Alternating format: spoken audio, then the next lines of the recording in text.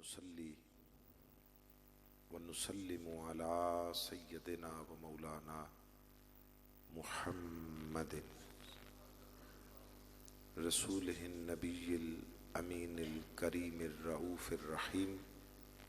أما بعد، فأعوذ بالله من الشيطان الرجيم. بسم الله الرحمن الرحيم. انما يريد الله ليذهب عنكم الرجس اهل البيت ويطهركم تطهيرا. صدق اللہ العظیم. انتہائی واجب الاحترام، لائق صد تعظیم و اکرام صاحبان فضل و حکمت، ارباب علم و دانش، حضرات علماء کرام،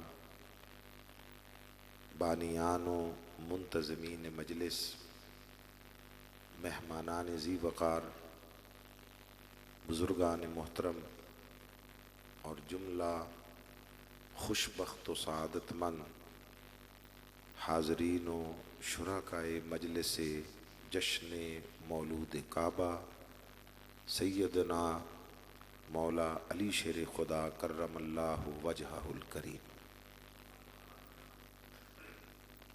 اللہ جل مجدہ کی بارگاہ میں بے حد و حساب اظہار تشکر کہ اس نے ہمیں اپنے محبوب مکرم صلی اللہ علیہ وآلہ وسلم کی نسبت غلامی کی شکل میں نعمت ایمان بلا استحقاق محض اپنے فضل سے عطا فرما دی، اور پھر اس نعمت کی حفاظت کے لیے عظیم اور مفید اور مؤثر نسبتیں بھی عطا فرمائیں،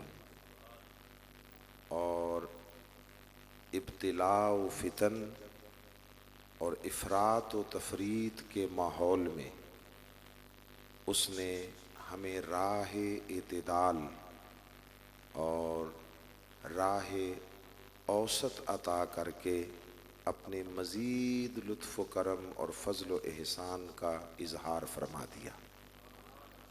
بحمد اللہ تعالی کہ ہمیں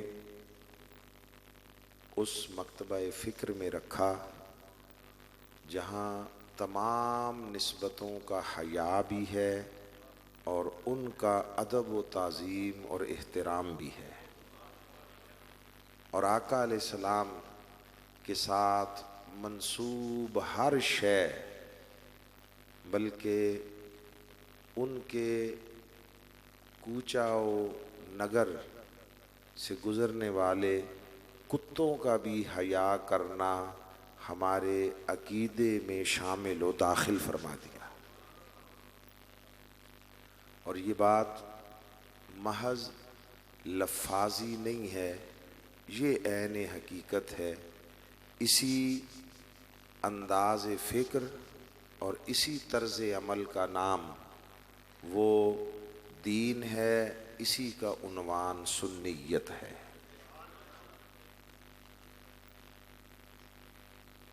آج کی مجلس چونکہ بطور خاص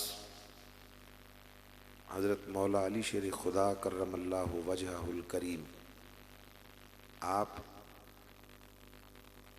کی نسبت سے قائم اور منعقدہ ہے، آپ کے جشن ولادت کے عنوان سے، سو گفتگو کا رخ صرف آپ ہی کی ذات کی طرف ہوگا، اور اس ذکر خیر سے ہم اللہ کی بارگاہ میں اپنے لیے دنیا و آخرت کی بھلائیاں اور خصوصیت کے ساتھ بخشش و مغفرت کے طالب اور متمنی ہیں.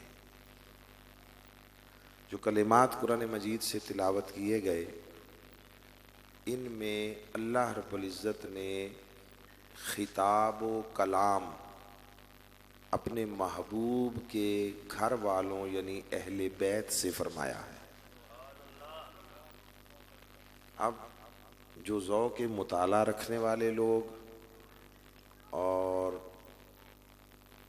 ادبی شوق رکھنے والے، ان کے لیے ایک جملہ ابتداً کہتا ہوں کہ اللہ رب العزت نے اس قرآن میں اپنے محبوب سے منسوب ہر شے کو عزت اور تعظیم بخشی، رفعت عطا کی، طبقات کو بھی، افراد و شخصیات کو بھی، مقامات کو بھی۔ میں صرف متعلقہ ایک بات کرنا چاہتا ہوں کہ اس نے اپنے محبوب کی ازواج مطہرات کا بھی تذکرہ کیا۔ قرآن مجید فرمایا یا نساء النبی لستن کاحد من النساء، اے نبی کی عورتوں، اے نبی کی ازواج، اے نبی کی گھر والیوں۔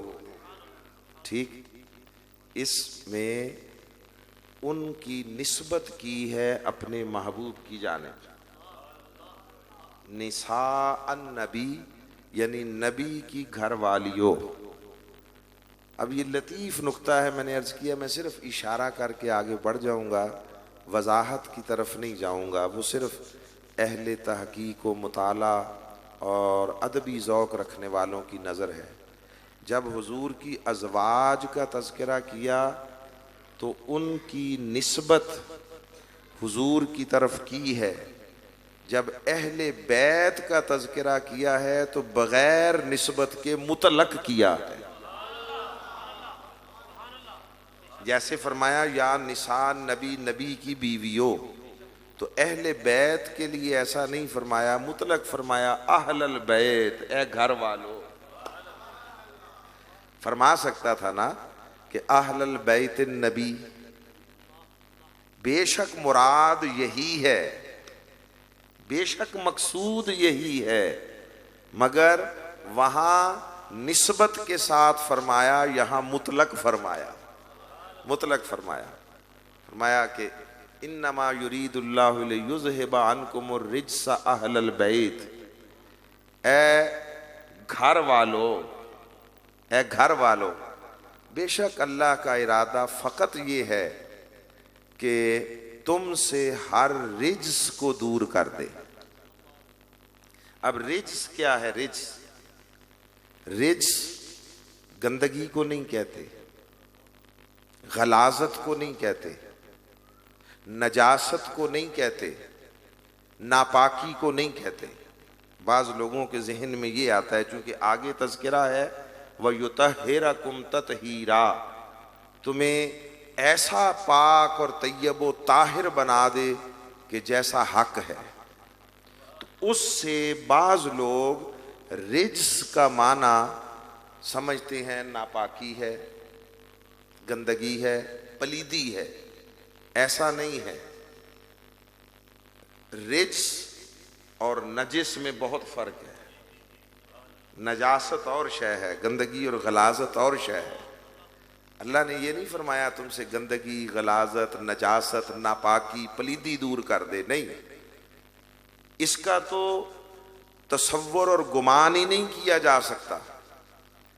یہ جو فرمایا رجس کو دور کر دے، اس کا معنی یہ ہے کہ بے دھیانی اور لا شعوری میں ہونے والی غفلت کو بھی دور کر دے۔ نعرہ تکبیر، نعرہ رسالت، نعرہ رسالت، نعرہ تحقیق، نعرہ حیدری، شان اہل بیت، علماء اہل سنت۔ اس کا معنی یہ ہے بھول چوک کر ہو جانے والی بے احتیاطی بھی دور کر دے، یعنی تم کو ایسا اپنی حفاظت میں لے لے کہ تم سے کبھی بھول کر بھی کوئی غلطی اور بے احتیاطی نہ ہونے پائے۔ یہ معنی ہے رجس کا، سمجھ گئے آپ؟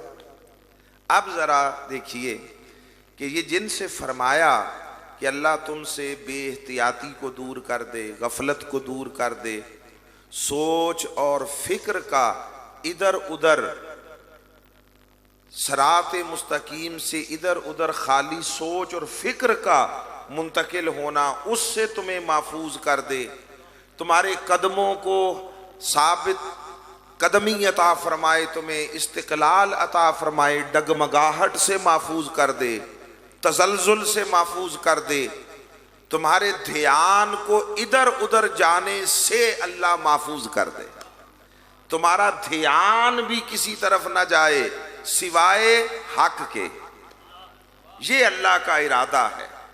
اور حصر اور قصر کے ساتھ معنی و مفہوم ممکنہ حد تک اردو میں یہ ہے کہ بے شک اللہ کا ارادہ فقط یہ ہے، یعنی اس سے باہر نہیں، کہ تم سے ہر بے احتیاطی کو دور کر دے اور ایسا پاک کر دے کہ جیسا پاک کرنے کا حق ہے۔ اب ایک بات سمجھ لیجئے، دین ہے ہی طہارت، دین پاکیزگی ہے، دین صفائی ہے، مگر باقی ساری امت کے لیے، ان کے لیے بھی، ہم سب کے لیے بھی طہارت کا بندوبست کیا، صفائی کا بندوبست کیا، مگر دو فرق ہیں۔ ایک فرق یہ کہ ہماری صفائی، طہارت، پاکیزگی اس کو ہمارے عمل کے ساتھ جوڑا ہے۔ مجھے پاک ہونا ہے تو میں وضو کر لوں، مجھے طہارت لینی ہے غسل کر لوں، میرے عمل کے ساتھ مشروط کیا ہے۔ میں وضو کروں گا تو پاکیزگی ملے گی، میں غسل کروں گا تو طہارت ملے گی، مگر اہل بیت کی پاکیزگی کو اللہ نے ان کے عمل کے ساتھ جوڑا ہی نہیں ہے، اپنے ذمہ کرم پر لے لیا ہے۔ فرمایا باقی سارے خود پاک ہوتے ہیں، ہوتے رہیں گے، اے اہل بیت تمہاری پاکیزگی اور طہارت کی ذمہ داری میں لیتا ہوں۔ ان کے عمل کے ساتھ جوڑا ہی نہیں ہے، ایک شے۔ اور دوسری شے، ہمیں جو پاکیزگی اور طہارت ہمارے عمل کے ذریعے بھی عطا کرنا چاہی تو وہ بطریق احکام شریعت عطا کی۔ وضو کا طریقہ سکھا دیا حضور کے ذریعے، سنت کے ذریعے، غسل کا طریقہ سکھا دیا، تیمم کا طریقہ سکھا دیا، یہ بطریق شریعت دیا، احکام شریعت، مگر اہل بیت کی پاکیزگی اور طہارت جو اپنے ذمہ کرم پر لی، اس کو بطریق احکام شریعت نہیں عطا کیا، بطریق امر قدرت عطا کیا ہے۔ باقی ساری امت کی طہارت وہ احکام شریعت کے ذریعے ہے، اہل بیت مصطفیٰ کی طہارت اللہ کے امر قدرت کے ذریعے۔ زمین آسمان کا فرق ہے۔ اب وہ جن کو اللہ بطریق امر قدرت خود طہارت عطا کرنے کا اعلان کر رہا ہے، وہ ہیں کون؟ اس کا تعین خود تاجدار کائنات صلی اللہ علیہ وآلہ وسلم نے فرما دیا، اور بہت ساری احادیث، چونکہ اس سے مضمون بہت طویل ہو سکتا ہے اس لیے ادھر نہیں جا رہا۔ آقا علیہ السلام نے اپنی چادر میں حسنین کریمین کو داخل کیا، حضرت سیدہ کائنات کو داخل کیا، مولا علی شیر خدا کو داخل کر کے حضور نے خود اللہ کی بارگاہ میں عرض کی، مولا یہ میرے اہل بیت ہیں، ان کو اس طرح پاک کر دے جس طرح پاک کرنے کا تو نے ارادہ فرمایا اور قرآن میں اعلان کیا۔ پھر اگر کسی نے پوچھا بھی تو آقا علیہ السلام نے انہی 4 افراد کا تذکرہ کیا۔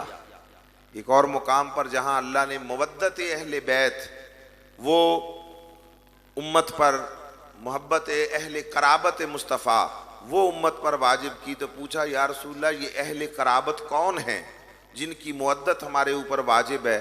تو آقا علیہ السلام نے نام لے کر فرمایا کہ وہ علی و فاطمہ اور ان کے دونوں بیٹے. تو یہ 4 افراد یہ اہل بیت کا بھی مصداق ہے، یہ اہل قرابت کا بھی مصداق ہیں. ان کے ساتھ مودت ہمارے اوپر واجب ہے اور ان کی طہارت کا ذمہ اللہ نے لے لیا. ان خوش قسمت ترین افراد میں سے پھر ایک حضرت مولا علی شیر خدا کی ذات اقدس ہے. آپ اندازہ کیجئے، مجھے بعض اوقات سمجھ نہیں آتی کہ لوگ مختلف ہیلوں بہانوں سے بحثیں چھیڑتے ہیں، گفتگوؤں کا آغاز کرتے ہیں.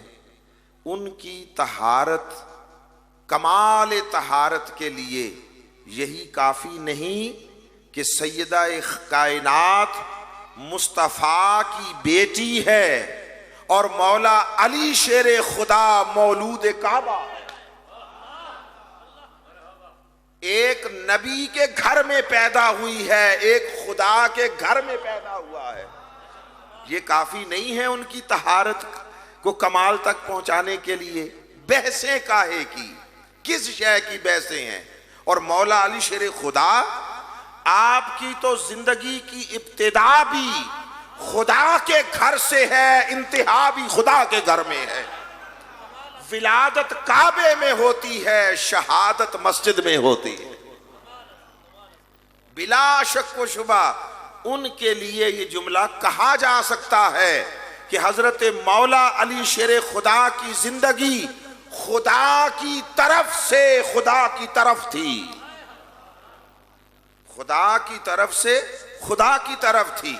ان کی کل زندگی کا رخ، ان کی زندگی کا سارا سفر بس مشتمل ہے خدا کی طرف سے خدا کی طرف، اس کے سوا ہے ہی کچھ نہیں. ولادت کعبہ میں ہوتی ہے، تربیت مصطفیٰ نے دی ہے.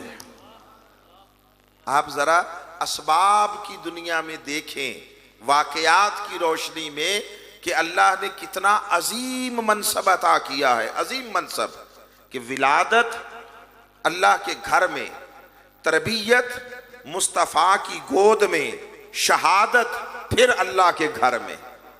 یہ منصب، اور اس سارے کی روشنی میں اور بہت سارے پہلوؤں کی روشنی میں مجھے یہ بات کہنے میں کوئی تعمل نہیں ہے، اور بحمد اللہ تعالی میں بحیثیت فرد اہل سنت یہ بات کہہ رہا ہوں کہ میرے نزدیک بعد از انبیاء، حضرت آدم علیہ السلام سے لے کر مصطفیٰ تک جتنے انبیاء آئے، نبیوں کے بعد سب سے بلند تر فضیلت حضرت مولا علی شیر خدا کی ہے.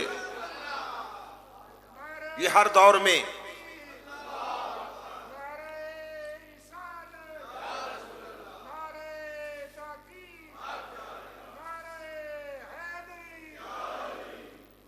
اس سے ترتیب خلافت کا انکار نہیں ہے، کسی کا ذہن ادھر نہ جائے.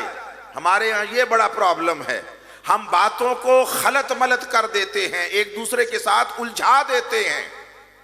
ترتیب خلافت الگ شے ہے، فضیلت الگ شے ہے.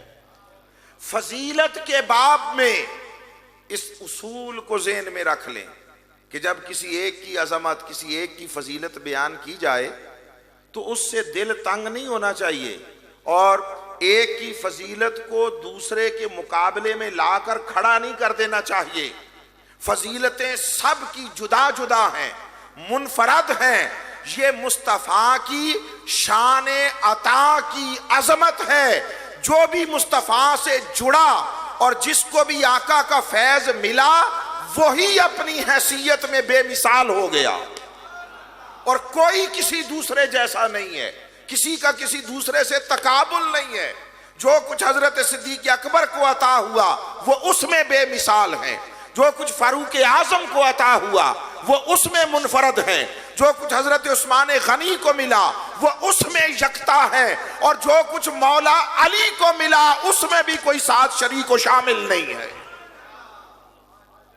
آپ ان کے معاملات میں بعض اوقات لوگوں کو الجھتا دیکھتے ہیں. ہم سے پوچھو تو میں تو یہ کہتا ہوں بابا ہمیں تو بلال جیسا بھی کوئی نظر نہیں آتا. جو کچھ بلال کو ملا وہ مجھے باقیوں کو چھوڑ دیں, وہ ان چاروں میں سے دکھائیں کسی کے پاس ہو. ان چاروں میں سے اولو العزم لوگ ہیں نا, خلفائے راشدین کی بات کر رہا ہوں. جب مکہ فتح ہوا اور آقا علیہ السلام فاتحانہ شان کے ساتھ مکے میں داخل ہوئے, اور اہل مکہ اور قریش جنہوں نے ظلم و ستم کے ذریعے حضور کے ساتھیوں کا جینا دو بھر کر دیا تھا, اور آقا ان کی عافیت کے لیے ہجرت فرما گئے تھے, اپنا وطن مولود چھوڑا, اللہ کے گھر کو چھوڑا اور ہجرت کر گئے یثرب کی طرف. پھر 8 سال کے بعد جس جگہ سے رات کی تاریکی میں ایک شریک سفر کے ساتھ گئے تھے, فقط حضرت ابو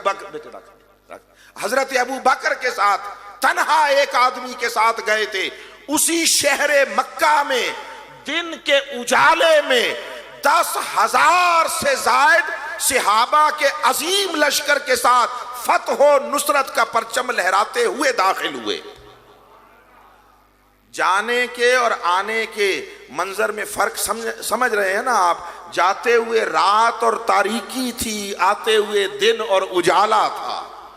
گئے تھے تو ایک ساتھی تھا, واپس پلٹ کر آئے ہیں تو 10,000 سے زائد جان نثار صحابہ اور غلام ساتھ ہیں. گئے تھے بظاہر چھپ کر گئے تھے, آج جب آئے ہیں تو سارے اہل مکہ کی گردنیں جھکی ہوئی ہیں. پھر آقا شہر میں داخل ہوئے اور صحن حرم میں پہنچے, کعبے کو بتوں سے پاک کیا, اور وہاں پر پھر صدیوں کے بعد پہلی مرتبہ توحید باری تعالیٰ کا نغمہ جاں فضا بلند ہونا تھا, الوہیت کے ترانے کی صدا بلند ہونا تھی. آقا علیہ السلام کے سامنے اس وقت ملا جلا کر 10 سے 12,000 افراد کھڑے تھے, ایک سے بڑھ کر ایک اعلیٰ قبیلے, اعلیٰ نسل, اعلیٰ خاندان. سرزمین حجاز کا کوئی قبیلہ ایسا نہیں تھا جس کی نمائندگی وہاں نہ ہو. میں بنو سعد کی بات نہیں کرتا, میں بنو اوس و خزرج کی بات نہیں کرتا, بنو تیم کی بات نہیں کرتا. مصطفیٰ کے سامنے جو لوگ کھڑے تھے ان میں ہاشمی تھے, قریشی تھے, مطلبی تھے. ان سے اونچا منصب قبائلی اعتبار سے کسی کا نہ تھا. مگر قربان جائیں, نگاہ مصطفیٰ اٹھی اور اس 12,000 کے لشکر میں سے اور قدسی صفت صحابہ میں سے جس شخص کو چن کر کعبے کی چھت پر کھڑے ہو کر اذان دینے کے لیے حکم صادر فرمایا, وہ حبشہ سے منڈیوں میں بک کر آنے والا غلام بلال تھا. یہ اعزاز بتائیے کس کے پاس ہے کسی کے پاس؟ بھئی تقابل بنتا ہی نہیں ہے. اعزاز جدا جدا ہیں, انفرادیتیں جدا جدا ہیں, امتیازات جدا جدا ہیں. جھگڑا کاہے کو کرتے ہو؟ اگر اللہ قلب سلیم عطا فرمائے, دل حق شناس عطا فرمائے, تو کوئی ابو بکر کی عظمتیں بیان کرے تو دل خوش ہو جائے. وہ مصطفیٰ کے یار غار ہیں, یار مزار ہیں. کوئی حضرت عمر کی عظمتیں بیان کرے, دل خوش ہو جائے. یہ وہ ہیں جو مراد مصطفیٰ ہیں. کوئی حضرت عثمان غنی کی بات کرے, دل کی کلی کھل اٹھے. یہ وہ ہیں جن کے نکاح میں آقا نے اپنی 2 بیٹیاں عطا کی ہیں, اور فرمایا میری زیادہ بیٹیاں ہوتی اور وہ ایک ایک کر کے فوت ہو جاتی, میں ساری عثمان کے نکاح میں دے دیتا. یہ ان کی فضیلت ہے. اور اگر کوئی مولا علی شیر خدا کی بات کرے تو دل تنگ کیوں کرتے ہو, اور کسی پر شیعیت کے الزام کا کیوں سوچتے ہو؟ ارے مولا علی وہ ہیں جن کی عظمتیں رب قرآن میں بیان کرتا, ان کی فضیلتیں مصطفیٰ نے بیان کی ہیں. اور آقا علیہ السلام نے فرمایا علی تمہارا میرے ساتھ وہی تعلق اور نسبت ہے جو ہارون کو موسیٰ کے ساتھ تھی، بس فرق فقط یہ ہے میرے بعد کوئی نبی نہیں ہے۔ اور آقا علیہ السلام نے حضرت علی شیر خدا کو اپنے ساتھ اپنی جسم و جان کا حصہ قرار دیا۔ حدیث پاک ہے، اب میں وہ ساری اگر پڑھنا شروع کروں، بہت ساری چیزیں ہیں ذہن میں تھا، مگر اب وقت بہت قلیل ہے، کہ آقا علیہ السلام نے فرمایا ہر انسان کا الگ ایک شجر تخلیق ہے۔ معنی یہ کہ یہ جتنے دنیا میں انسان ہیں، ہر انسان کا ادھر اس دنیا میں، باطنی روحانی دنیا میں ایک درخت ہے۔ یہ انسان اس درخت سے پیدا ہو کر آیا ہے اللہ کے امر سے، یعنی جتنے انسان ہیں اتنے ہی شجر ہیں، ہر ایک کا شجر تخلیق جدا جدا ہے، مگر فرمایا میرا اور علی کا شجر تخلیق ایک ہے۔ مصطفیٰ نے فرمایا، آقا نے فرمایا ہر کسی کی اولاد اس کی پشت میں رکھی گئی ہے، مگر میری اولاد پشت علی میں رکھ دی گئی ہے۔ علی کو اپنے ساتھ اتنی وحدت عطا کی، اتنی قربت عطا کی۔ حسنین کریمین کے لیے بعد میں فرمایا ہے کہ الحسن منی و انا من والحسین منی و انا من، کہ حسن و حسین مجھ سے ہیں میں ان سے ہوں۔ ان کے لیے بعد میں فرمایا، پہلے مولا علی شیر خدا کے لیے فرمایا علی انت منی و انا من کا، تو مجھ سے ہے میں تجھ سے ہوں۔ وہ وحدت عطا کی۔ اور ایک حدیث میں تو آقا نے 6 بار حضرت مولا علی شیر خدا کو الگ الگ چیزوں کے اعتبار سے، جسمانی وجود کے چیزوں کے اعتبار سے قربت کا اعلان کیا۔ فرمایا یا علی جسموں کا جسمی، یا علی لحموں کا لحمی، یا علی دموں کا دمی، یا علی نفسوں کا نفسی۔ علی تیرا جسم میرا جسم ہے، تیرا خون میرا خون ہے، تیرا گوشت میرا گوشت ہے، تیری جان میری جان ہے۔ یہ وہ حدیث پاک ہے جس کو تاجدار گولڑا حضرت سیدنا پیر مہر علی شاہ نے اپنے کلام میں نظم کیا ہے۔ وہ فرماتے ہیں کہ حب نبی ہے مہر علی اور مہر علی ہے حب نبی۔ مہر علی سے مراد ان کی ذات نہیں بلکہ علی کی محبت۔ وہ کہنا یہ چاہتے ہیں کہ علی کی محبت نبی کی محبت ہے اور نبی کی محبت علی کی محبت ہے۔ یہ کہہ کر آگے آقا کی حدیث کو انہوں نے جزون شامل اپنے کلام میں کیا کہ حب نبی ہے مہر علی، مہر علی ہے حب نبی، جسموں کا جسمی لحموں کا لحمی، کچھ فرق نہیں مابین پیا، کہ دونوں کے درمیان ذرہ برابر فرق نہیں ہے سوائے نبوت کے۔ نبوت وہ فرق قائم ہے۔ جیسے اللہ نے اپنے اور اپنے حبیب کی ہر نسبت کو ایک قرار دیا ہے، سوائے الوہیت کے، سوائے عبادت کے، اپنے اور اپنے مصطفیٰ کے سارے حقوق اکٹھے کر دیے۔ فرمایا میرے اور میرے محبوب کی محبت ایک، دونوں کی اطاعت ایک، دونوں کا ادب ایک، دونوں کی رضا ایک، دونوں کی عطا ایک، دونوں کا فضل ایک، دونوں کا غنی کرنا ایک، دونوں کا بلاوا ایک، دونوں کے حکم کی تعمیل ایک۔ الغرض یہ کوئی 30 سے 40 تک چیزیں قرآن میں بیان کی۔ فرمایا میرے اور میرے مصطفیٰ کی ہر نسبت ایک ہے، بس ذاتیں 2 ہیں، نسبتیں ساری ایک ہیں۔ مصطفیٰ کا اور میرا عمل ایک ہے، مصطفیٰ کا اور میرا ہاتھ ایک ہے۔ یہ سب قرآن ہے، یہ سب قرآن ہے۔ دونوں کی نافرمانی ایک، دونوں سے جنگ ایک، دونوں کی عداوت ایک، دونوں سے دشمنی ایک۔ تو اللہ نے جس طرح اپنے اور اپنے مصطفیٰ کی ہر نسبت کو ایک قرار دے دیا سوائے الوہیت اور ذات کے، مصطفیٰ نے اپنے اور علی کی ہر نسبت کو ایک قرار دے دیا سوائے نبوت کے اور سوائے وجود کے۔ فرمایا جس طرح خدا کا اور میرا ذات اور وجود الگ ہیں، نسبتیں ساری ایک ہیں، اسی طرح میرے اور علی کی ذاتیں دو ہیں، نسبت ساری ایک ہے۔ اب کوئی اولاد علی فقط نہ سمجھے یہ علی کے ذریعے آئی ہے، یہ نسل مصطفیٰ ہے، یہ حضور کی ذریت ہے۔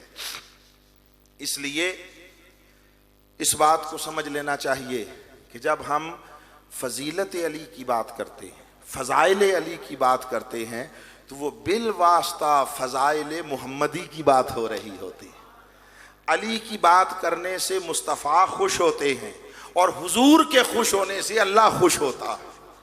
بابا مقصود تو وہی ہے، مگر اب راستہ یہی ہے، طریقہ یہی ہے جو اللہ نے اور اس کے محبوب نے ہمیں دین میں عطا کیا، دین میں عطا کیا۔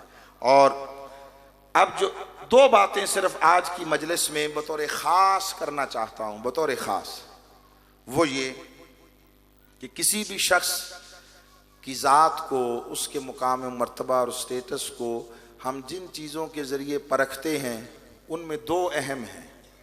دو، ایک کسی کا نسب کیسا ہے، اس کے بڑے کیسے تھے، اس کے آباء و اجداد کیسے تھے، باپ دادا کیسے تھے۔ ہے نا ایسی بات، آپ کسی شخص کو دیکھتے ہیں، کہتے ہیں بھئی بھلوں کی اولاد ہے، اچھوں کی اولاد ہے، چلو اگر اس میں کوئی کمزوری بھی ہے تو چلو بڑوں کا حیا کرنا چاہیے۔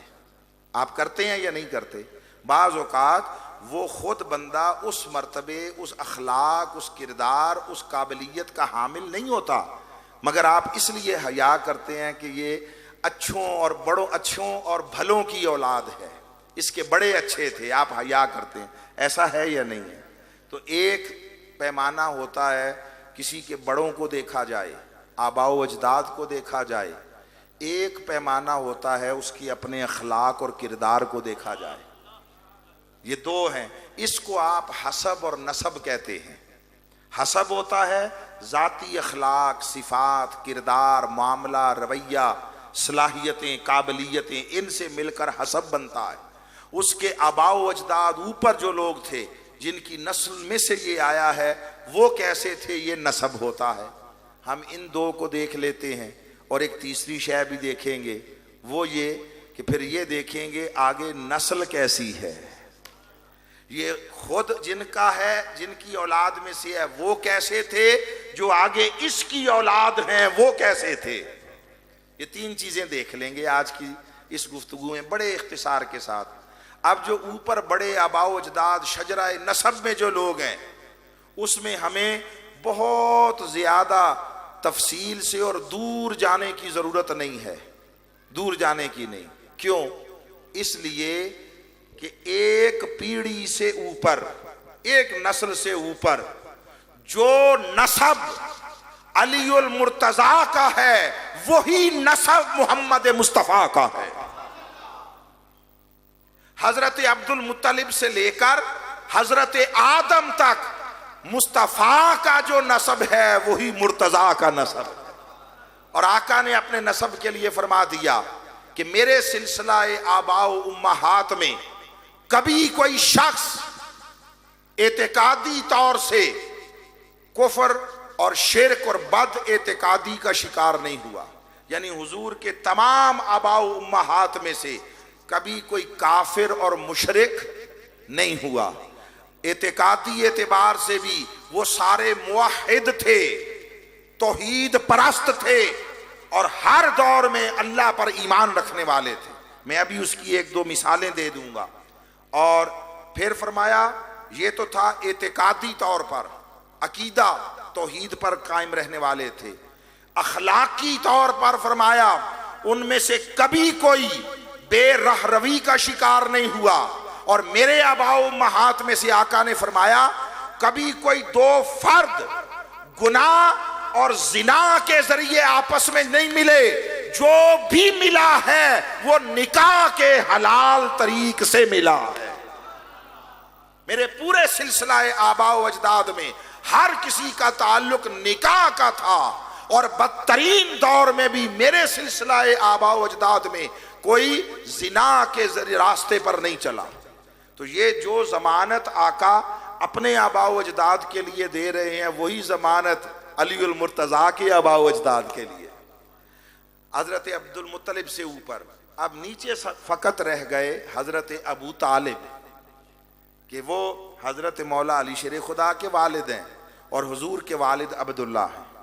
تو اب بس حضرت ابو طالب کا تک لیتے ہیں، معاملہ کیا ہے۔ اوپر حضرت عبد المطلب کو تو دیکھنے کی ضرورت نہیں ہے نا، وہ تو جو سمجھو گے وہ وہی علی کے لیے ہے، وہی نبی کے لیے ہے، جیسا ان کو سمجھو گے۔ اگر عبد المطلب اور ان سے اوپر آدم تک کوئی علی کے آباء و اجداد پر انگلی اٹھائے تو وہ اجداد علی پر بعد میں انگلی اٹھے گی، پہلے معاذ اللہ اجداد مصطفیٰ پر انگلی اٹھے گی۔ مگر حضرت عبد المطلب کا بھی ایک واقعہ، صرف ایک واقعہ وہ شامل کر لیتا ہوں۔ جب ابرہہ آیا لے کر لشکر ہاتھیوں کا کعبہ کو گرانے اور تباہ کرنے کے لیے، تو حضرت عبد المطلب نے اہل قبیلہ کے ساتھ مشاورت کر کے فیصلہ کیا کہ ہم ان کا مقابلہ نہیں کر سکتے اسباب کے اعتبار سے، سو سارے اپنا ضروری سامان لے کر، مال مویشی لے کر پہاڑیوں پر چلے جائیں۔ تمام اہل قبیلہ کو ادھر بھیج دیا، سب کو بھیج کر خود کعبۃ اللہ کے دروازے پر آئے۔ کعبۃ اللہ، اب اس وقت لات، منات، عزا، حبل، اصاف، نائلہ سارے پڑے تھے نا بت، کسی بت کی طرف نہیں گئے، باب کعبہ پر آئے اور در بیت اللہ کے سامنے کھڑے ہو کر رب کعبہ سے مخاطب ہوتے ہیں اور فرماتے ہیں اے رب کعبہ، ہر کسی کو اپنا گھر عزیز ہوتا ہے اور وہ اس کی حفاظت کرتا ہے حتی المقدور۔ تو کارساز مطلق ہے، قادر مطلق ہے، ہم آج اسباب کے اعتبار سے کمزور ہیں، تیرے گھر کی حفاظت نہیں کر سکتے، تیرا گھر تیرے سپرد کرتے ہیں، اپنی قدرت کے ذریعے اپنے گھر کی حفاظت کر کے دکھا۔ مجھے کتب تاریخ میں سے کسی جگہ سے کوئی ایک جملہ لا کر دکھائے کہ اس وقت لات منات کی طرف گئے ہوں، عزا حبل کی طرف گئے ہوں، اصحاف و نائلہ کی طرف گئے ہوں۔ ارے اس دور میں بھی جب ابھی ذات مصطفیٰ دنیا میں جلوہ گر بھی نہ ہوئی تھی، ان کے دادا حضرت عبد المطلب کا اللہ کی ذات پر یقین اور بھروسہ اتنا کامل تھا۔ یہ صرف دعا نہیں تھی، یہ اعتقاد و یقین کا اظہار تھا، تیرا گھر ہے حفاظت کر کے دکھا۔ پھر جب ادھر چلے گئے تو ابرہہ کے سپاہیوں نے ان کے کوئی مال مویشی وہ پکڑ لیے۔ جنگوں میں ایسا ہوتا ہے کہ دوسرے فریق کی جو سپلائی لائن ہے، رسد ہے، کھانے پینے کا سامان ہے، جنگ کے سامان کی فراہمی ہے، وہ لائن کاٹ دی جائے تاکہ وہ کمزور ہو جائے اور مجبور ہو کر گھٹنے ٹیک دے۔ یہ جنگی حکمت عملی ہوتی ہے، کل بھی تھی آج بھی۔ تو اس کے سپاہیوں نے کچھ مال مویشی پکڑ لیے، تو حضرت عبد المطلب نے کہا میں کرتا ہوں بات، بندہ بھیجا کہ تمہارے ساتھ کوئی مذاکرات کرنے ہیں، بات کرنی ہے۔ اس نے کہا ٹھیک ہے، بلا لیا۔ حضرت عبد المطلب چلے گئے، اس نے بٹھا کر پوچھا جی کس لیے آئے ہیں آپ؟ آپ نے فرمایا کہ تمہارے سپاہی ہمارے مال مویشی ڈھور ڈنگر کچھ پکڑ کر لے آئے ہیں، میں ان کی بات کرنے آیا ہوں کہ وہ چھوڑ دو۔ تو وہ جو ابرہہ تھا وہ ایک دم چونکا، تعجب کا اظہار کیا اور کہنے لگا میں تمہاری مذہبی عقیدتوں محبتوں کے مرکز اس گھر کو گرانے آیا ہوں، بیٹھا ہوں یہاں پر، اسے گرانا چاہتا ہوں، اور تم اس حال میں میرے ساتھ اپنے جانوروں کی بات کرنے آئے ہو، مال مویشیوں کی۔ میں تو سوچ رہا تھا کہ شاید تم اس کے لیے بات کرنے آئے ہوگے کہ بھئی اس کو نہ گراؤں۔ حضرت عبد المطلب اطمینان کے ساتھ مسکرا کر بولے. فرمایا دیکھو عربی کے الفاظ ہیں. کہنے لگے انا رب الابل وللبیت رب. کہا مال مویشی میرے ہیں، وہ میرے ہیں، میری چیز ہے، لینے آیا ہوں. رہا وہ گھر، فکر نہ کر، اس کا رب ہے، اس کا مالک ہے. تو قدم بڑھا، دیکھ تیرے ساتھ کرتا کیا. یہ یقین نہیں بتا رہا، یہ اعتماد نہیں بتا رہا کہ آبائے مصطفیٰ ہر دور میں عقیدہ توحید پر کاربند تھے، اور کبھی بدترین دور میں بھی ان کا عقیدہ توحید متزلزل نہیں ہوا. کسی دور میں شرک نے، خوف نے ان کو چھوا نہیں ہے، اور کسی قسم کا ان کے عقیدے میں تزلزل نہیں آیا، ڈگمگاہٹ نہیں آئی. یہ آبائے مصطفیٰ بھی تھے، یہ آبائے علی المرتضیٰ بھی تھے. ان کی اولاد میں سے ادھر مصطفیٰ ہیں، ادھر مرتضیٰ ہیں. اب رہ گیا معاملہ حضرت ابو طالب کا. حضرت ابو طالب کا ان کے لیے دو چیزیں بطور خاص میں آپ کے گوش گزار کرنا چاہتا ہوں. پہلی شے، آقا علیہ السلام کا بچپن کا دور ہے.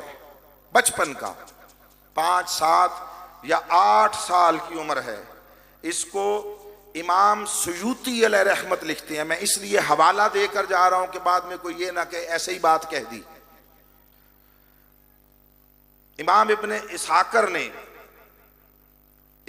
ان سے روایت کیا، وہ کہتے ہیں کہ میں مکہ المکرمہ آیا، یعنی امام سیوطی روایت کر رہے ہیں، اور بیان کیا ہے امام ابن اسحاقر نے جلحمہ بن عرفہ تھا اس سے. وہ کہتے ہیں کہ میں مکہ المکرمہ آیا، اور اس وقت قریش بارش نہ ہونے کے باعث قحط سالی کا شکار تھے. اور دیکھیں جہاں صرف بارش پر انحصار ہو، ان کے لیے بارش نہ ہونے سے کتنی پریشانی ہوتی ہے، اس کو تھوڑا بہت آپ بھی محسوس کر سکتے ہیں. ایسا ہے یا نہیں؟ اب ان دنوں آپ صبح و شام بارش کے لیے اللہ کی بارگاہ میں دعا اور التجا نہیں کرتے، حالانکہ آپ کے 100 ذرائع معاش ہیں. آپ کی کل زندگی کا انحصار صرف یہ آپ کے گاؤں دیہات اور آپ کی اپنی زمینوں پر ہونے والی فصل نہیں ہے. آپ کے لیے اسباب زندگی 100,000 راستوں سے میسر ہیں. خدا نہ خواستہ اگر کوئی پریشانی آتی ہے تو چلو مہنگی خرید لوگے، دوسری جگہ سے لے آؤ گے، تھوڑی کھا کر گزارا کر لوگے، مگر فراہمی منقطع نہیں ہوگی. ان کا معاملہ یہ تھا کہ اسی بارش پر انحصار ہوتا تھا. اچھی فصل ہو گئی، گھاس پھوس ہو گیا، جانوروں نے کھا لیا، ان کے دودھ اور ان کے گوشت پر گزارا تھا. تو خشک سالی ہو گئی، خشک سالی. تو ان میں مشورہ ہو رہا تھا کہ کیا کیا جائے. کسی شخص نے کہا لات اور عزا سے التجا کرو، خدا جو مانتے تھے بتوں سے مانگو. ایک اور شخص نے کہا منات کا وسیلہ پکڑتے ہیں، لات منات عزا، اس کا وسیلہ پکڑتے ہیں. ایک باوجاہت خوبصورت اور عمدہ سوچ والے شخص نے کہا، کون؟ نام نہیں لکھا ہوا. اس نے کہا کن سوچوں میں بھٹک رہے ہو، حالانکہ تم میں حضرت ابراہیم اور اسماعیل علیہ السلام کی نسل باقی ہے. ابراہیم و اسماعیل کی نسل کے لوگ ہیں، تو تم لات منات عزا ہبل کی طرف کیا کرنے جاتے ہو؟ ان کی طرف کیوں نہیں جاتے؟ تو وہ پوچھنے لگے اس سے تمہاری مراد حضرت ابو طالب ہیں؟ کیا ابراہیم و اسماعیل کی اولاد میں سے اور کوئی فرد نہیں تھا؟ بھئی ابو جہل کس کی اولاد میں سے تھا؟ ان کی اولاد میں سے نہیں تھا. ابو لہب کس کی اولاد میں سے تھا؟ ان کی اولاد میں سے نہیں تھا. میں جو خاص بات کرنا چاہتا ہوں، خاص بات جو روایت میں بھی کہیں نہیں لکھی، حضرت ابو طالب ہی کا نام کیوں لیا؟ انہوں نے نسل ابراہیم و اسماعیل کی بات کی تو ایک کا ہی نام کیوں لیا؟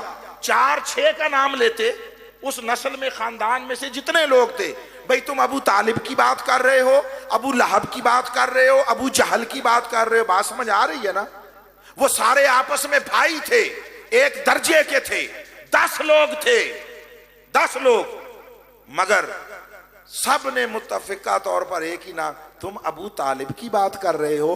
اس کا معنی یہ ہے کہ اس وقت بھی سب کے ذہنوں میں یہ بات روز روشن کی طرح آیا تھی کہ باقی سارے کسی نہ کسی حال میں بت پرستی سے آلودہ ہوتے رہے ہیں، یہ ایک شخص اور خانوادہ ہے جس کا دامن بت پرستی اور شرک سے پاک ہے۔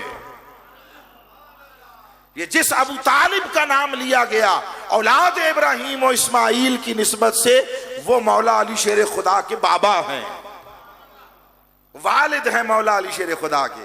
انہوں نے کہا ہاں، تو وہ ابن رفتہ کہتے ہیں پس وہ سب لوگ چلے اور میں بھی ساتھ چل پڑا۔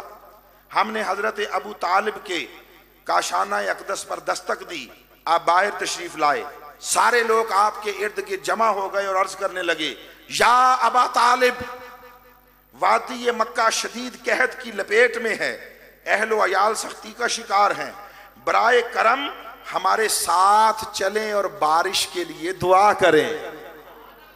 ابھی تو حضور نے اعلان نبوت بھی نہیں کیا تھا، اس سے پہلے کی بات ہے۔ اس کا معنی یہ ہے ابو طالب اس دور میں بھی لوگوں کی امیدوں کے مرکز ہوتے تھے، اور وہ جانتے تھے یہ بارگاہ خداوندی میں مستجاب الدعوات ہیں، ان کی دعائیں قبول ہوتی ہیں۔ اب لوگوں نے یہ کہا تو حضرت، وہ کہتے ہیں، راوی بیان کرتے ہیں کہ حضرت ابو طالب چلے تو ایک خوب رو پر رونق چہرے والا ایک بچہ اور لڑکا بھی ساتھ تھا۔ یہ حضور تھے، میں بتا دوں، یہ تاجدار کائنات تھے۔ وہ اپنے روشن چہرہ کی بدولت یوں لگ رہا تھا جیسے آفتاب بدلی میں سے نکل رہا ہے، جیسے سورج بدلی میں سے نکلتا ہے۔ اور اس لڑکے کے ساتھ کچھ اور بچے بھی تھے، وہ بھی چل پڑے ساتھ ان کے گھر کے۔ پس حضرت ابو طالب نے اس بچے کا ہاتھ پکڑ کر اس کی پشت کو کعبہ کے ساتھ لگایا۔ یہ عمل حضرت ابو طالب کے عقیدے کا اظہار کر رہا ہے۔ لوگ اعلان نبوت کے بعد ان کے ایمان پر بحثیں کرتے ہیں، ہم سے پوچھو، ارے پشت مصطفیٰ کو بیت اللہ سے لگایا ہے، حضور کا رخ بیت اللہ کی طرف نہیں کیا، چہرہ نہیں کیا، بیت اللہ سے مصطفیٰ کی پشت لگائی۔ ابو طالب اس وقت بھی جانتے تھے یہ جو بچہ ہے یہ کعبہ سے کہیں افضل ہے، باقیوں کو کعبے کی طرف چہرہ کرنے کی ضرورت ہے، اس کی پشت لگا دو، کعبے کے لیے خوشبختی ہے۔ کعبے کے لیے پشت لگا دی، اور وہ لڑکا آسمان کی طرف انگلی بلند کر کے عاجزی سے دعا مانگنے لگا۔ آئے اب ایک چیز اس جگہ اس روایت میں، باقی روایتوں میں ہے کہ حضرت ابو طالب نے خود بھی رب کعبہ کی بارگاہ میں حضور کا وسیلہ پیش کیا، اور پھر حضور سے کہا بیٹے آپ بھی دعا کریں۔ تو حضور اپنے ننھے ہاتھوں سے انگلی اٹھا کر دعا کرنے لگے۔ وہ کہتے ہیں بس ادھر دعا کرنا تھی، اس وقت آسمان میں بادل کی ایک ٹکڑی بھی نہ تھی، ٹکڑا بھی نہیں، ٹکڑی کہا، چھوٹا سا پیس بھی نہ تھا، بس یکا یک ہر طرف سے بادل امڑ کر آئے، خوب بارش ہو گئی، وادیاں جاری ہو گئیں، گلیوں میں پانی بہنے لگا، چھتوں سے پرنالے پانی سے بھر بھر کر بہنے لگے۔ اس موقع پر حضرت ابو طالب کی زبان اقدس پر فی البدی ایک کلام جاری ہوا، شعر کہے ہیں، شعر کہے۔ ارے ابھی اعلان نبوت کا مرحلہ نہیں آیا، اس میں شاید ابھی 30 سال باقی تھے، مگر اس وقت بھی ایمان ابو طالب اور شعور ابی طالب کا عالم یہ تھا کہ وہ شعر کہتے ہیں، وَبْيَدَّ يُسْتَسْقَى الْغُمَامُ بِوَجْهِهِ سِمَالُ الْيَتَامَى عِصْمَةٌ لِلْأَرَامِلِ يَلُوزُ بِهِ الْحُلَّاقُ مِنْ آلِ هاشم فَهُمْ عِنْدَهُ فِي بِنِعْمَةِ فَوَادِلِ۔ کہتے ہیں خدا کی قسم اس سفید چمکتی رنگت والے سردار کے چہرے کی بدولت. ذہن میں رہے عمر 10 سال کی ہوگی، 10 سال کی، اور رشتے میں ابو طالب چچا ہیں، حضور بھتیجے ہیں. بولیے اس طرح اس رشتے اس عمر کے ساتھ کوئی بچوں کو سردار کہتا ہے؟ گھر کے اندر اظہار محبت ہو رہی ہو اور بات ہے، ماں باپ کہہ دیتے ہیں اپنے بیٹے کو یہ سردار ہے، نواب ہے، فلاں فلاں، مگر وہ گھروں کے اندر اپنے جذبات کا اظہار ہوتا ہے، مجمع عام میں اور لوگوں کے سامنے حقیقت حال کا اظہار نہیں کیا جاتا. حضرت ابو طالب اظہار حقیقت حال کر رہے تھے اور کہہ رہے تھے کہ خدا کی قسم سفید چمکتی رنگت والے سردار کے چہرے کی بدولت بادل سیراب کیے جاتے ہیں اور بارش برسائی جاتی ہے، اور سنیے وہ یتیموں کا غم گسار اور ناداروں کا آسرا ہے. اور پھر کہا آل ہاشم کے تباہ حال اس کی پناہ میں آتے ہیں، اور بس وہ اسی کی بدولت رحمت میں ہیں اور مستقبل کی نعمت کے امیدوار ہیں. کوئی مجھے بتائے یہ جو کہا مستقبل کی نعمت کے امیدوار ہیں، یہ مستقبل کی نعمت کیا تھی؟ یہ 10 سال کی عمر ہے، اعلان نبوت تو کیا نہیں. تو ابو طالب فرما رہے ہیں کہ بنی ہاشم جو ہیں وہ اس کی بدولت رحمت میں ہیں، اس کی بدولت رحمت میں ہیں اور مستقبل کی نعمت کے امیدوار ہیں. مانا یہ تم اعلان نبوت کے بعد حضرت ابو طالب کو موضوع بحث بناتے ہو، اعلان نبوت سے 30 سال پہلے بھی حضرت ابو طالب عطائے خداوندی سے حقیقت محمدی کو بھی جانتے تھے، حقیقت رسالت کو بھی جانتے تھے. وہ اس وقت اس حقیقت سے واقف تھے. سو جب پھر وقت گزر گیا آقا نے اعلان نبوت کیا اور حضرت ابو طالب دنیا سے پردہ کر گئے. پھر ایک موقع اعلان نبوت کے بعد کا آیا اور اسی طرح خشک سالی تھی اور لوگ قحط میں تھے. امام بہقی رحمت اللہ تعالی علیہ حضرت انس بن مالک سے روایت کرتے ہیں کہ ایک اعرابی نے آ کر نبی کریم صلی اللہ علیہ وسلم کی بارگاہ میں شدید قحط سالی کی شکایت کی اور انتہائی فصاحت سے اشعار کی صورت میں اپنا مدعا عرض کیا. ان میں سے آخری شعر یہ تھا، معنی یہ ہے اور ہم آپ کے سوا رخ کدھر کریں، یا رسول اللہ آپ کے سوا کدھر جائیں. ارے یہ جنہوں نے مصطفیٰ سے دین سیکھا تھا انہیں عقیدہ توحید کی زیادہ خبر تھی یا آج 1400 سال کے بعد ملا کو 4 کتابیں پڑھ کر عقیدہ توحید کی سمجھ آئی؟ ان کو جب پریشانی ہوتی تھی مصطفیٰ کی طرف جاتے تھے.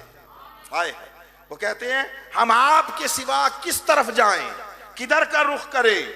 بھلا رسولوں کے سوا لوگوں کی اور کون سی پناہ گاہ ہے؟ رسول ہی تو پناہ گاہ ہیں.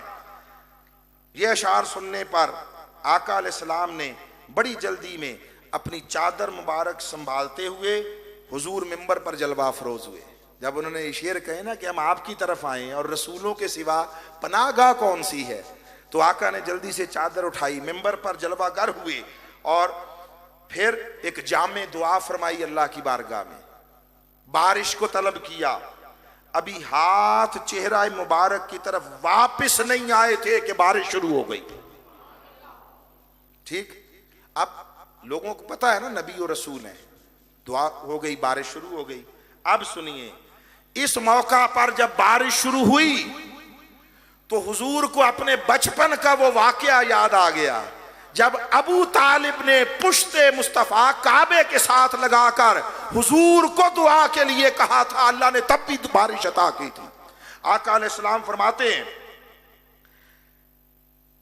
ابو طالب نے جو موتی پروئے تھے ان کی خوبی اللہ کے لیے ہے. یہ حضور کے کلمات کا ترجمہ ہے. اگر آج وہ زندہ ہوتے، حیات ہوتے تو ان کی آنکھیں ٹھنڈی ہوتی۔ آپ ایمان سے کہیے کہ ہر انسان کے لیے سب سے قیمتی اور مضبوط رشتہ عقیدے کا ہوتا ہے، ایسا ہے یا نہیں؟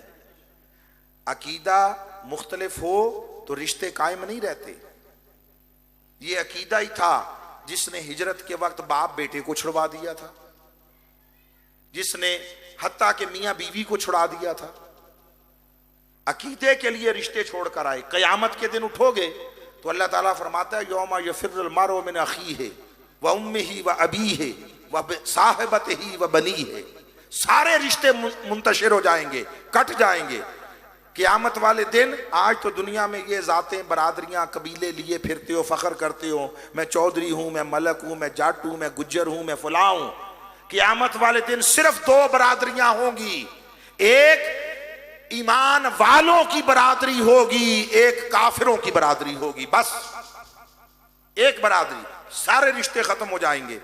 تو آقا علیہ السلام آج بارش ہو جانے کے بعد دعا کے نتیجے میں کہتے ہیں آج حضرت ابو طالب زندہ ہوتے تو ان کی آنکھیں ٹھنڈی ہوتی۔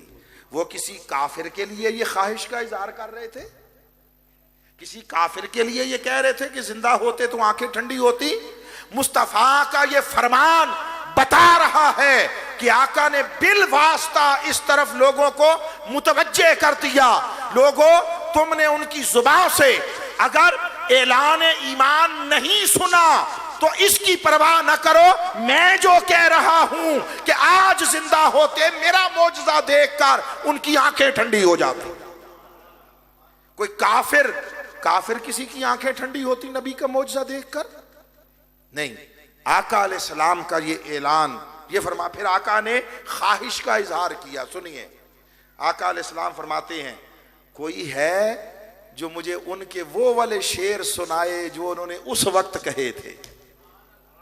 آپ اندازہ کریں، کافروں کا کلام سننا چاہتے تھے وہ، جو انہوں نے اس وقت میرے بچپن میں جب بارش ہوئی تھی میرے ذریعے شعر کہے تھے، کوئی ہے جو شعر سنائے؟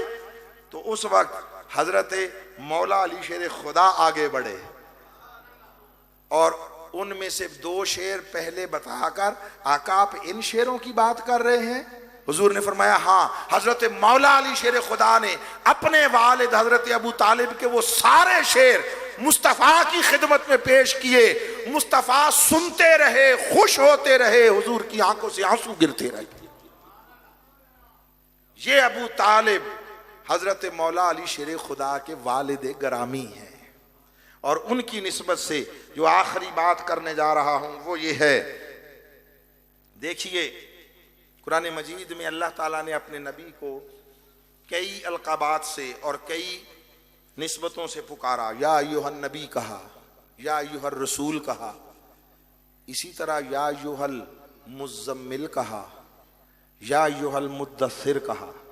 یہ قرآن کی آیتیں ہیں نا۔ یا ایھا المزمل کا کیا معنی ہے؟ اے کمبل والے۔ یا ایھا المدثر کا معنی کیا ہے؟ اے چادر والے۔ ایسا ہی ہے نا؟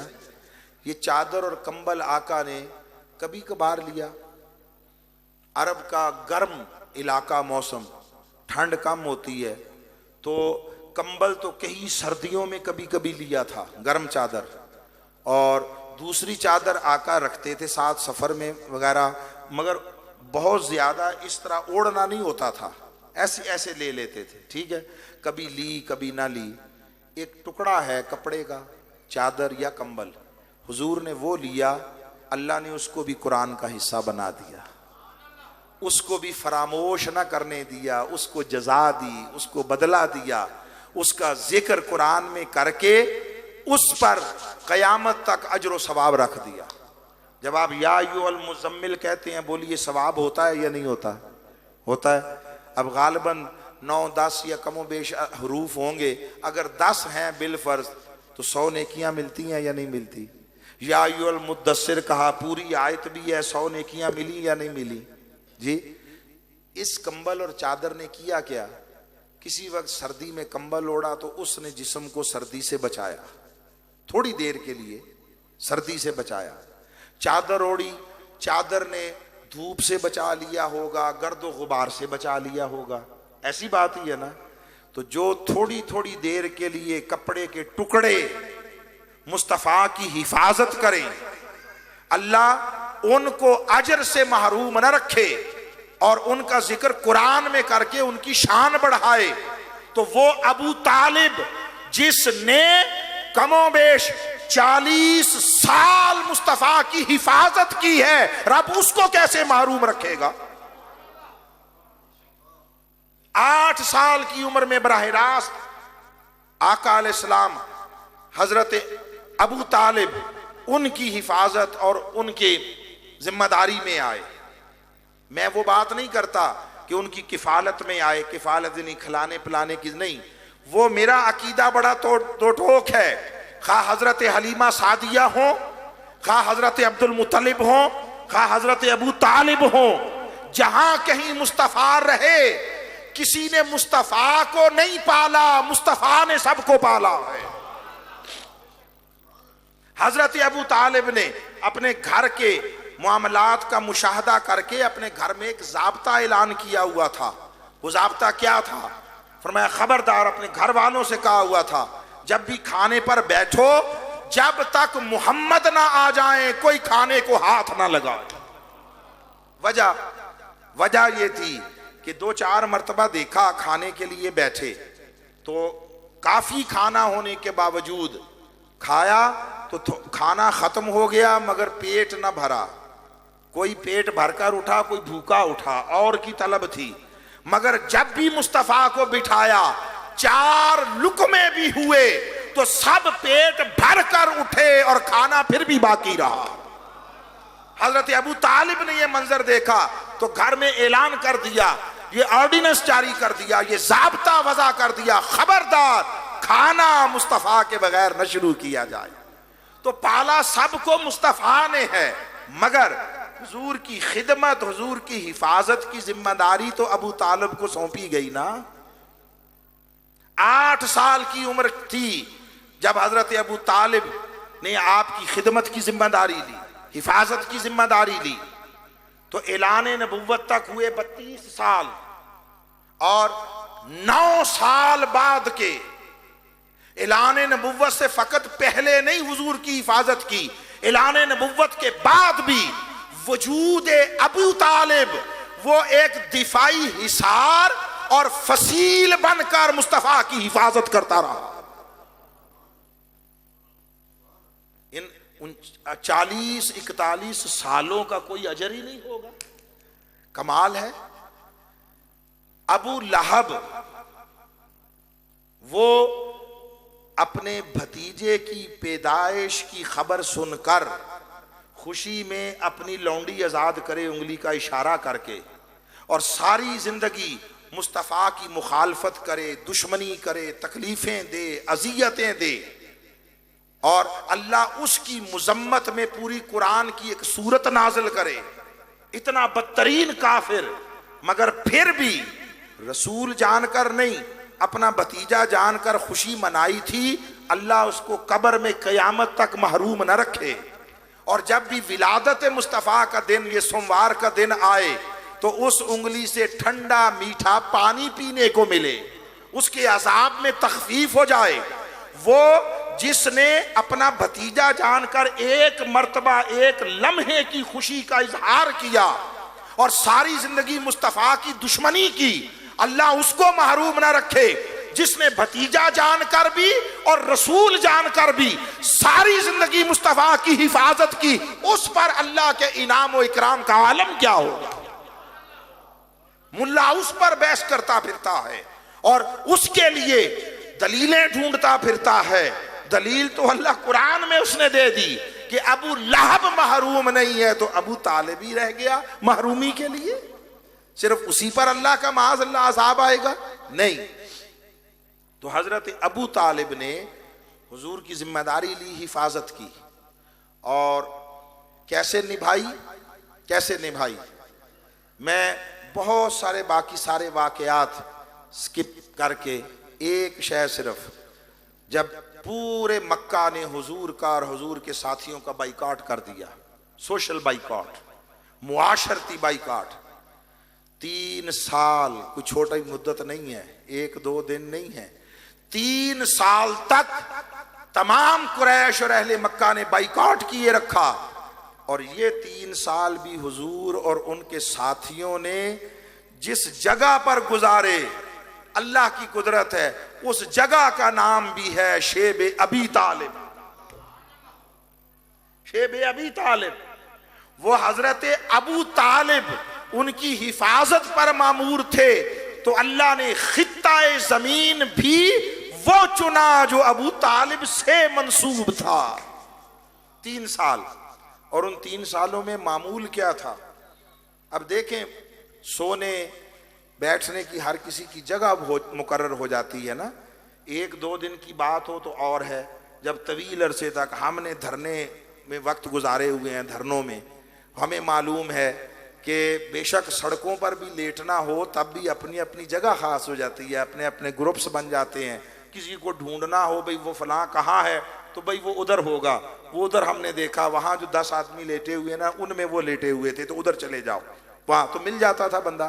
تو جہاں 3 سال رہے ہوں گے وہاں بھی تو اپنی اپنی جگہ مقرر ہو گئی ہوں گی نا. ہر روز جب رات ہوتی لوگ لیٹ جاتے بستر پر، حضرت ابو طالب تمام اہل اجتماع کا دورہ کرتے اور دیکھتے بھئی سب آرام سے لیٹ گئے، سو گئے، اور جو جاگ رہا ہوتا اسے کہہ دیتے ہوں گے بھئی سو جاؤ، رات کا وقت ہے. جب سب اپنی اپنی جگہوں پر سو جاتے اور حضور بھی محو استراحت و آقا بھی آرام فرمانے کے لیے لیٹ جاتے، جب حضرت ابو طالب دیکھتے سب سو گئے تو چپکے سے آہستہ سے چل کر حضور کے پاس آتے اور حضور سے کہتے کہ اے محمد صلی اللہ علیہ وسلم آپ اٹھیے یہاں سے. حضور کو اٹھا لیتے ان کے بستر سے. تمام اس جو اجتماع کے لوگ تھے، مجمع نے دیکھا ہوتا وہاں لیٹے ہیں، وہاں لیٹے ہیں، مگر جب سب سو جاتے حضرت ابو طالب آتے، ان کو وہاں سے اٹھا لیتے اور اپنے بیٹے کو حضور کے بستر پر لٹا کر سب سے بے خبری میں حضور کو کہیں اور جا کر سلا دیتے. آپ سمجھ رہے ہیں اس احتیاط کا مطلب، اس کا مقصد کہ سب نے دیکھا یہاں لیٹے، دشمن ہے زمانہ، پورا شہر مکہ دشمن ہے، ممکن ہے کوئی کسی سے پوچھ پاچھ کے آئے اور نقصان پہنچائے، تو سب کے سامنے وہاں لٹاتے. جب سب سو جاتے آ کر مصطفیٰ کو اٹھا لیتے، اپنے بیٹے کو سلا کر مصطفیٰ کو کہیں اور لے جاتے. جو ایک مرتبہ اپنی جان اللہ کے دین اور رسول کے لیے پیش کرے شہید ہے، ابدی زندہ ہے، اللہ کی بارگاہ سے انعام کا مستحق ہے. ابو طالب وہ ہے جس نے ہر رات مصطفیٰ پر گویا اپنا بیٹا قربان کیا ہے، حفاظت مصطفیٰ کا اہتمام کیا. یہ اس لیے تھا کوئی آئے بدبخت اگر نقصان پہنچانے، میرے بیٹے کو نقصان پہنچ جائے، محمد کو نقصان نہ پہنچے صلی اللہ علیہ وسلم. وہ ابو طالب حضرت علی کا والد ہے. اوپر والی بات مکمل ہو گئی، اس کے لیے اتنا بیان کافی ہے. اس کے بعد اگر کسی کے دل میں ان کے لیے ناپسندیدگی، خدا نخواستہ بغض ہو، عداوت ہو، تو اس کا نصیب. میں چراغ گولڑا حضرت پیر نصیر الدین نصیر کے کلمات میں وہ کہتے ہیں کہ بعد از مطالعہ احادیث و روایات کثیر نصیر، میرا دل قائل ایمان ابو طالب ہے. اس معاملے میں میں حضرت پیر نصیر الدین نصیر کا مقلد ہوں، میں اوپر امام جلال الدین سیوطی کا مقلد ہوں. میں جتنے آج تک اکابر گزرے جو حضرت ابو طالب کے لیے، ان کے لیے نجات کا عقیدہ رکھتے ہیں اور محافظ مصطفیٰ ہونے کے باعث انعام الہی کا مستحق ہونے کا عقیدہ رکھتے ہیں، میں ان کا مقلد ہوں. کسی ملا کو، کسی ناسبی کو، کسی خارجی کو اگر سمجھ نہیں آتی اور وہ اس پر بحثیں کرتا پھرتا ہے، ہماری طرف سے کوئی بحث نہیں ہے، ہم اس کا معاملہ خدا کے سپرد کرتے ہیں. اور میں یہ کہتا ہوں مولا، جہاں قیامت کے دن علی ان کے بابا ان کے آباء و اجداد کو رکھے اس دروازے کی نوکری کے لیے ہمیں رکھ لینا. یہ ان کا نسب ہے. کوئی نسب کائنات میں بتاؤ علی کے نسب جیسا. یہ 4 نسلوں کے محافظ مصطفیٰ و محافظ دین مصطفیٰ. حضرت عبد المطلب محافظ مصطفیٰ، حضرت ابو طالب محافظ مصطفیٰ، حضرت مولا علی محافظ مصطفیٰ، اور امام حسن و حسین محافظین دین مصطفیٰ. یہ اعزاز روئے زمین پر کائنات انسانی میں کسی اور کا نہیں. اب آ جائیں، ایک ہی بات کر لیتے ہیں. آگے ہے نسل، اوپر کی بات کر لی، اب نیچے کی کر کے اختتام کرتے ہیں. اب دیکھنا یہ ہے کہ بھئی اوپر والے تو عظیم تھے، نیچے والے کیسے تھے. نیچے والوں میں سب سے پہلی پیڑھی پر حسن و حسین ہیں. وہ ابو طالب و عبد المطلب کے بیٹے ہیں، اور حسن و حسین ان کے بیٹے. اور حسن و حسین وہ ہیں کہ جن کے لیے آقا علیہ السلام نے فرمایا یہ میری دنیا اور جنت کے باغ کے 2 پھول ہیں، اور یہ اہل جنت کے جوانوں کے سردار ہیں. وہ جو اہل جنت کے جوانوں کے سردار ہیں وہ علی کے بیٹے ہیں، وہ علی کی نسل ہے. اور اللہ نے یاد رکھیے، جب مشکلات، آزمائشوں اور امتحانوں سے گزار کر کسی کو نوازنا چاہتا ہے، یہ قرآن کا ضابطہ ہے، نوازنا چاہتا ہے تو اللہ اس کو اعلیٰ ترین اعزاز سے جب نوازنا چاہتا ہے تو امامت عطا کرتا ہے. حضرت ابراہیم علیہ السلام کے لیے وہ قرآن میں فرماتا ہے وَإِذِ ابْتَلَىٰ إِبْرَاهِيمَ رَبُّهُ بِكَلِمَاتٍ فَأَتَمَّهُنَّ قَالَ إِنِّي جَاعِلُكَ لِلنَّاسِ إِمَامًا. یاد کیجئے جب ابراہیم کو ان کے رب نے کچھ معاملات میں آزمایا، فَأَتَمَّهُنَّ، وہ اس میں ثابت قدم رہے اور سرخرو ہوئے. جب دیکھا، آزما لیا، تو اللہ نے فرمایا ابراہیم انی جاعلک للناس اماما، میں تمہیں سارے انسانوں کا امام بناتا ہوں. نبوت پہلے تھی، جب امتحانوں سے گزرے، آزمائشوں سے گزرے، سرخرو ہوئے، کامیاب ہوئے، نبوت پہلے تھی، خوش ہو کر امامت عطا. یہ قرآن کا ضابطہ ہے. اب امامت کے لیے پریشانیوں، دشواریوں، مشکلات، مصائب و آلام اور اذیتوں، ان مرحلوں سے گزرنا لازم ہے. ان کے بغیر نہیں ملتی امامت. نبوت تھا ہی وہب، وہ اس کا فیصلہ پیدا کرنے سے بھی پہلے تھا کہ کس کس کو نبی بنانا ہے. نبوت کے لیے نہ ریاضت، نہ عبادت ضروری، نہ مشقت. وہ وجود میں آنے سے پہلے اللہ کا فیصلہ تھا. کسی کو عبادت کی کثرت کی بنا پر نبی نہیں بنایا، کسی کو مشقتیں اٹھانے کے نتیجے میں نبی نہیں بنایا. نبی اس سے پہلے تھا جس کو بنایا. مگر جب نبیوں میں سے بھی کسی کو بہت زیادہ اذیتوں سے گزارا، امتحانوں سے، اور وہ سرخرو ہوئے، تو اللہ نے امامت کا دروازہ کھولا. آقا علیہ السلام نے فرمایا روئے زمین پر راہ حق میں کسی کو اتنا نہیں ستایا گیا جتنا مجھے ستایا گیا. آقا نے اپنے لیے فرمایا. تو جب حضور کو سب سے زیادہ ستایا گیا تو پھر حضور کے لیے انعامات بھی تو سب سے زیادہ ہونے چاہیے نا. جو انعام کسی کو بھی ملا وہ مصطفیٰ کے پاس بھی ہونا چاہیے. ابراہیم سے خوش ہوئے اور انہیں امامت عطا کی، مصطفیٰ سے خوش ہوئے تو مصطفیٰ کی نسل اور ذریت کو امامت عطا کر دی. فرمایا محبوب وہاں ابراہیم کو امامت دی تھی، اور اپنی نسل کے لیے وہ خود پوچھ رہے تھے. جب کہا انی جاعلک للناس اماما قال ومن ذریتی قال لا ینال عہد الظالمین، انہوں نے پوچھا مولا میری نسل میں بھی چلے گی امامت؟ اللہ نے فرمایا جو تیری راہ پر رہے گا اس کو فیض ملے گا، جو تیری راہ چھوڑ دے گا اس کے لیے وعدہ نہیں ہے۔ مگر مصطفیٰ کے لیے اللہ رب العزت نے اہتمام کر دیا، فرمایا میرے حبیب قیامت تک تیری نسل میں اس اعزاز کو جاری رکھوں گا، علی سے یہ امامت شروع ہوگی، مہدی پر جا کر مکمل ہوگی۔ وہ 11 امام مولا علی کی شیر خدا کی نسل میں سے ہیں، ان کے لیے اعزاز ہے نا حضرت علی کے لیے، 11 امام ان کی نسل میں۔ تو ابو طالب کے لیے اعزاز نہیں کہ علی سمیت 12 امام ان کی نسل میں سے ہیں، 12 امام۔ اور یاد رکھیے امامت معمولی منصب نہیں ہے جو ہم نے سمجھ لیا ہے نا۔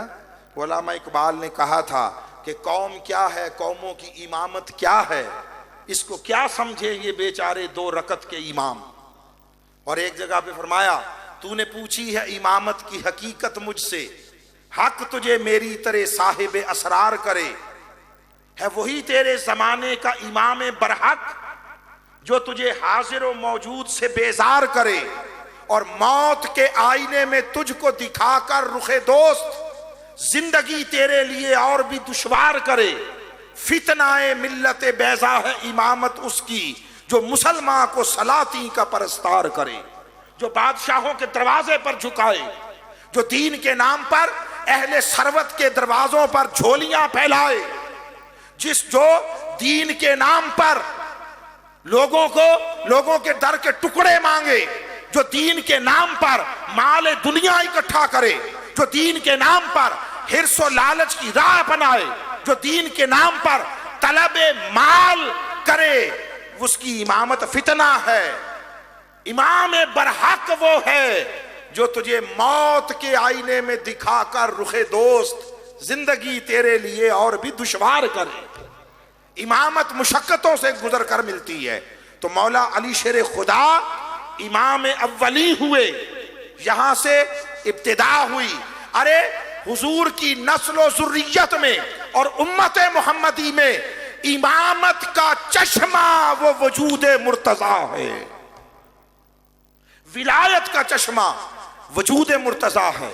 اور جب آخری امام منتظر حضرت امام مہدی آئیں گے، اسی وقت حضرت عیسیٰ بھی آئیں گے، آسمانوں سے نزول ہوگا۔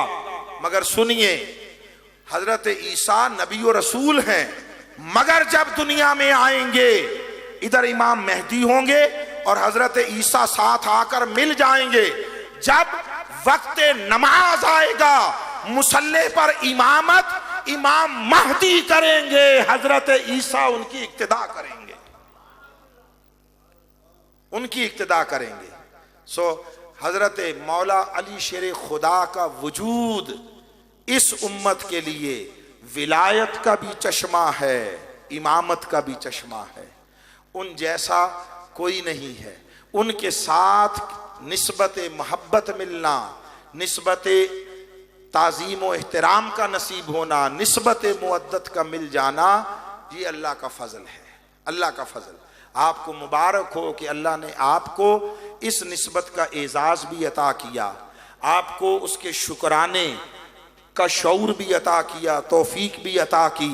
لوگو علی علی کیا کرو، ہائے ہائے علی علی کیا کرو، ذکر علی کیا کرو۔ میں سن رہا تھا ادھر وہ نقیب مجلس آقا کی احادیث مبارکہ کو پیش کر رہے تھے کہ علی کے چہرے کو تکنا بھی عبادت، علی کا ذکر کرنا بھی عبادت، علی کی محبت رکھنا بھی عبادت ہے۔ اس پر دل تنگ بھی نہ ہونے دیا کرو، اور کسی کے فتوے اور کسی کی تہمت کو بھی پر بھی کان نہ دھرا کرو۔ تم علی علی کرتے رہا کرو، جس کو پسند نہ آئے وہ جانے، اس کا نصیب جانے۔ ہم تو اللہ کی بارگاہ میں التجا گزار ہیں، وہ دنیا، قبر، قیامت، جنت، ہر جگہ پر ہماری زبان پر ذکر علی بھی جاری رکھے، اور علی کے در کے ٹکڑے بھی ہماری جھولیوں میں عطا فرماتا رہے۔ یہ شعور اپنی نسلوں کو دیں، اپنے بچوں کو دیں، اپنی اولادوں کو دیں۔ اور ہاں ایک بات بڑی اہم ہے، بڑی خاص بات ہے، اس پر میں نے اختتام کرنا تھا، پہلے میرے ذہن سے ابھی اتر گئی. دیکھیے آقا، یہ رجب ہے، معراج کا بھی مہینہ ہے. شب معراج آقا علیہ السلام جب واپس تشریف لائے تو اللہ کی بارگاہ سے حضور کو ایک خرقہ خلافت عطا ہوا، جبہ خلافت، امامت. ساتھ اس کی اللہ رب العزت نے اہلیت اور کوالیفیکیشن بتا دی. آقا علیہ السلام تشریف لائے اور آپ نے اپنے احباب اور اصحاب سے پوچھا، حضرت سیدنا ابو بکر سے پوچھا، میں اپنے سلسلہ طریقت میں نقشبندی ہوں اور میرے قافلہ طریقت کے جو قافلہ سالار ہیں وہ حضرت صدیق اکبر رضی اللہ تعالیٰ عنہ. میں گمکول شریف سے بیعت ہوں، شاید میں پچھلی دفعہ جب آیا بات کی، گمکول حضور زندہ پیر علیہ رحمت گمکول شریف والے، ان کے دستے مبارک پر بیعت ہوں. مگر حضرت مولا علی شیر خدا کا نام اس لیے ذوق و شوق سے بھی لیتے ہیں، اس میں لذت پاتے ہیں، راحت پاتے ہیں. سب سے بڑا سبب یہ کہ اس کام پر مصطفیٰ نے لگایا ہے. پھر حضور کی تقلید میں حضرت علی کا نام سب سے پہلے جنہوں نے مولا بننے پر ان کو مبارکباد دی وہ حضرت صدیق اکبر اور سیدنا فاروق اعظم تھے. اور پھر ہمارے سلسلہ نسب کے اعتبار سے ہم منسوب حضرت مولا علی شیر خدا سے. میں جب ان کا نام لیتا ہوں تو میں اپنے جد امجد کا نام لیتا ہوں. میں جب ان کا نام لیتا ہوں تو اس کا ذکر کرتا ہوں جس کا ذکر حضور سے سن کر صدیق اکبر نے کیا، فاروق اعظم نے کیا ہے. اور جب میں ان کا ذکر کرتا ہوں تو اس کا ذکر کرتا ہوں جس کا ذکر کرنے پر مصطفیٰ نے لگایا. تو آقا علیہ السلام نے پوچھا حضرت صدیق اکبر سے، وہ جبہ اگر آپ کو دوں تو کیا کریں گے؟ ظاہر ہے کوئی منصب اور اختیارات ہوں گے اس کے ساتھ. تو انہوں نے عرض کیا، میں دنیا سے جھوٹ کذب کا خاتمہ کر دوں گا اور حق اور سچ اور صداقت کو فروغ دوں گا. آپ نے فرمایا بے شک تم ایسا ہی کرو گے. حضرت عمر سے پوچھا آپ کو دوں تو کیا کرو گے؟ انہوں نے کہا میں دنیا سے ظلم، ناانصافی، حق تلفی، استحصال اس کا خاتمہ کر دوں گا، عدل کا پرچم اونچا کر دوں گا. فرمایا بے شک تم ایسا ہی کرو گے، تمہیں یہی زیب دیتا ہے. حضرت عثمان غنی سے پوچھا آپ کو دوں کیا کریں گے؟ انہوں نے عرض کیا میں دنیا سے بخل، کنجوسی، بے حیائی کا خاتمہ کر دوں گا اور حیا اور سخا کو فروغ دوں گا. فرمایا بے شک ایسا ہی کرو گے. مولا علی شیر خدا سے پوچھا آپ کو وہ جبہ دوں تو کیا کرو گے؟ انہوں نے عرض کیا میں وہ جبہ مخلوق پر ڈال کر ان کے گناہوں کو ڈھانپ دوں گا. ہائے ہائے. آقا نے وہ جبہ حضرت مولا علی شیر خدا کو دے دی. لوگوں، دین فقط تسبیح، فقط مسلح پہ بیٹھے رہنے کا نام نہیں. دین حلیوں کا نام نہیں ہے. دین شکلیں بنانے کا نام نہیں ہے. دین مخصوص لباس اب پہن لینے کا نام نہیں ہے. دین رویوں کا نام ہے. دین اصولوں کا نام ہے. اور اگر کوئی مختصر کر کے پوچھے تو سنو، دین اللہ کی عبادت کی شکل میں 5% اور مخلوق خدا کی محبت اور خدمت کی شکل میں 95% کا نام ہے. اللہ کے بندوں سے محبت کرو، لوگوں کے لیے آسانیاں پیدا کرو، لوگوں کی مشکلیں دور کرو، لوگوں کے دکھ درد میں کام آؤ، لوگوں کے ذاتی عیبوں پر پردہ ڈالنا سیکھو.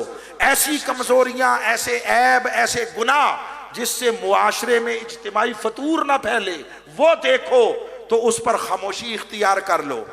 ہمارا طریقہ یہ ہے کسی کی کمزوری، عیب، گناہ دیکھتے ہیں تو اس کو مزے لے لے کر پورے معاشرے میں بیان کرتے ہیں. کوئی پوچھے تو ہم کہتے ہیں ہم اس کی اصلاح چاہتے ہیں. اس پر استاذی المکرم حضور شیخ الاسلام نے ایک دفعہ ہمارے ساتھ کلام کرتے ہوئے ایک بڑا خوبصورت نصیحت کا، تلقین کا جملہ ارشاد فرمایا. فرمایا دیکھو، اگر ناصح بننا چاہتے ہو، ناصح کہتے ہیں نصیحت کرنے والا، ناصح بننا چاہتے ہو تو پہلے ساتر بننا سیکھو. نصیحت کرنا چاہتے ہو تو پہلے عیبوں کو چھپانا سیکھو. وہ ستار العیوب ہے پسند کرتا ہے کہ بندوں کے عیب چھپائے جائیں، اور وہ لوگوں کے لیے آسانیاں بانٹنے والا ہے، پسند کرتا ہے مخلوق خدا کو آسانیاں دو۔ ہم ذرا ذرا سی بات پر مرنے مارنے پہ تل جاتے ہیں، ایک دوسرے کے ساتھ جھگڑا کرتے ہیں، عزتیں اچھالتے ہیں، ایک دوسرے پر تہمتیں لگاتے ہیں۔ سنو، جو رب کا جتنا محبوب ہونا چاہتا ہے وہ اتنا زیادہ مخلوق خدا کی خدمت اور ان کی عزت کو اپنا لے۔ یہ طریق ہے ولایت کا، یہ طریق ہے روحانیت کا، تصوف کا، یہ طریق ہے دین کا۔ اللہ رب العزت ہمیں نسبتوں کا فیض عطا فرمائے اور اپنے بندوں اور مخلوق کی خدمت اور ان کے لیے آسانیاں پیدا کرنے کی توفیق عطا فرمائے۔ وما علینا الا البلاغ المبین۔